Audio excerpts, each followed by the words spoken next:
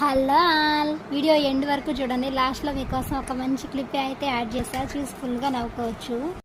ఇక వీడియోలోకి వస్తే టైం మేనేజ్ గురించి మా సిస్టర్ అయితే ఒక కామెంట్ చేశారు. దానికోసం అనేసి ఈ వీడియో తీస్తున్నా. ముందైతే బియ్యం కడిగి పెట్టేసుకున్నాం. మార్నింగ్ టిఫిన్ అయిపో వెంటనే ఫస్ట్ చేయాల్సిన పని అదే.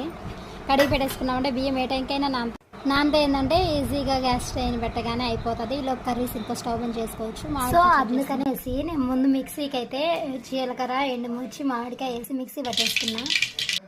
తర్వాత దాన్ని తిరగమాత వేసేస్తున్నా. ఇప్పుడు ఇది చాలాసేపు ఉడకడమే ఇంకా మనకి టైం ప్రాసెస్. ఇది ఇంకొంచెం పలుగ్గా చేసుకుంటారు, కావాలంటే మీరు ఎలా అయినా చేసుకోవచ్చు. మా బాబుకు పెట్టాలి కాబట్టి నేను కొంచెం పేస్ట్ లాగా చేసేసా. కొంచెం ఆయిల్ వేసుకొని అలాగే కొద్దిగా వాటర్ వేసుకొని బాగా ఉడికిచ్చామంటే మంచిగా అవుతుంది చట్నీ. చట్నీలో పసుపు వేయడం వేయాలి. ఇవి కూడా కడిగేస్తున్నా. అవి ఫుడ్ కలర్ వేసారండి, అందుకనేసి అలా ఉన్నాయి. అవి కలర్ అంతా పోయే వరకు చాలాసేపు ట్రై చేశాను కానీ పోలేదు. నాకు వీలైనంత వరకు ఒక్కొక్కటి రుద్ది నీట్గా కడిగేసాను. అవైతే కడిగేసి పక్కన పెట్టుకున్నాను. నెక్స్ట్ గ్యాస్ మీద అన్నం కూడా పెట్టేసి ఆల్రెడీ ఎసురు కడిగి పెట్టాయని చెప్పా కదా. ఓవైపు చట్నీ వేగుతుంటే మరోవైపు సంగటి పొంగు కూడా వచ్చేసింది. దగ్గరికి వచ్చేసరికి ఇంకా చట్నీలో ఉప్పు కారం అవి కరెక్ట్గా ఉన్నాయా లేదా పులుపు అన్నీ చూసేసుకొని దింపి పక్కన పెట్టేసుకున్నా. ఇంకో సైడ్ ఇది పొంగు వచ్చేసింది కదా, ఇంకా సంగటి గెలికేస్తూ ఉన్నా. ఈ స్టవ్ ఖాళీ అయింది కదా, ఇప్పుడు ఇందులో 2 చేపలు కూడా ఫ్రై చేసేద్దాము.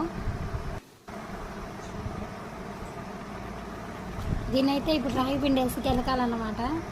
ఇంక చేపలన్నీ కడిగిందాక బండిలు వేసి పెట్టుకున్నాయి. ఇప్పుడు కొంచెం ఆయిల్ వేసి ఇంకొంచెం ఫ్రై చేసేయడమే. చట్నీ అయితే ఇంకా అయిపోయింది, తోడు పెట్టేసేస్తున్నా.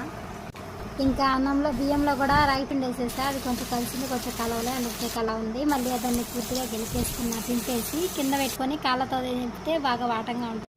ఇంకా ఫిష్ ఫ్రై కూడా అయిపోయింది. చట్నీ గిన్నెకి తీసి పెట్టేసా. సంగటి రెడీ అయిపోయింది. ఇంతే ఇవాళ నా లంచ్ రెడీ అయిపోయింది 11 o'clock కల్లా. ఇంకా షింక్లో గిన్నెలన్నీ దోమేసుకున్నా.